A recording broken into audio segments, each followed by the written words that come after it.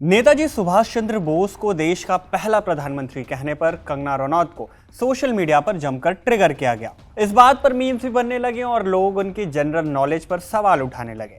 जब ये बात और बढ़ी तो कंगना ने एक ट्वीट कर ट्रोलर्स को फटकार लगाई और अपने स्टेटमेंट को डिफेंड करने के लिए एक आर्टिकल को शेयर किया।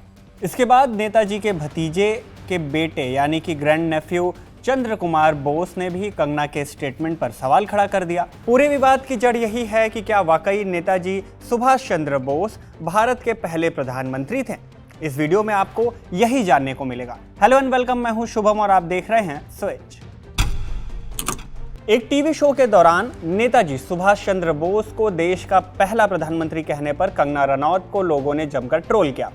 ट्रोलिंग से तंग आकर कंगना ने ट्विटर पर एक ट्वीट किया। ट्वीट में लिखा कि जो लोग मुझे देश के पहले पीएम की जानकारी पर ज्ञान दे रहे हैं वो इस स्क्रीनशॉट को पढ़ लें। ये स्क्रीनशॉट एक आर्टिकल का है जिसमें दावा किया गया कि साल 1943 में आज़ाद हिंद नाम की सरकार बनाते हुए सुभाष चंद्र बोस ने खुद को prime minister, the head of state और minister of the war declare किया था। कंगना के इस ट्वीट के बाद सुभाष चंद्र बोस के ग्रैंड नेफ्यू चंद्र कुमार बोस ने भी एक ट्वीट किया।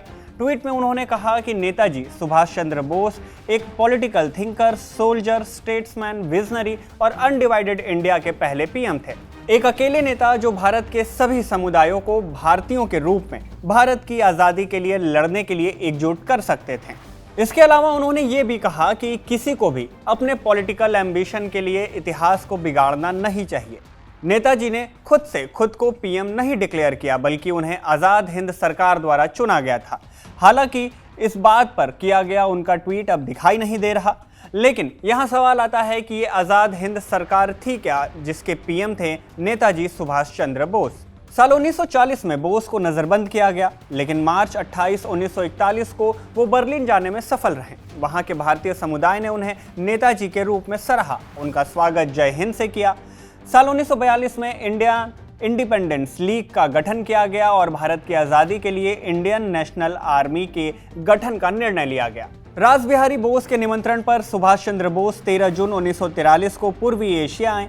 उन्हें इंडियन इंडिपेंडेंस लीग का अध्यक्ष और INA का नेता बनाया गया, जिसे लोग आज़ाद हिंद फौज कहते थे। विदेशों में बसे भारतीयों और विदेशी दोस्तों को एकजुट करने में सहूलियत हो जाए, इसके लिए नेताजी ने 21 अक्टूबर 1943 को सिंगापुर में रहते हुए आज़ाद हिंद प्रोविजनल गवर्नमेंट सरकार के गठन की घोषणा की, जिसमें नेताजी खुद राज्य के प्रमुख प्रधानमंत्री और युद्ध मंत्री थे।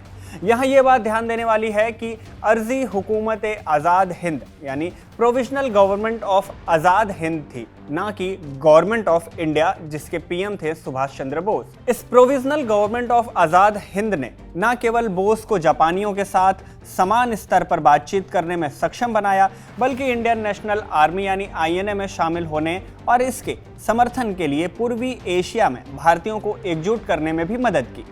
इस सरकार ने उस समय अंग्रेजों के कब्जे वाले साउथ ईस्ट एशिया क्षेत्रों में इंडियन सिविलियंस और मिलिट्री पर्सनल्स पर अधिकार की घोषणा की।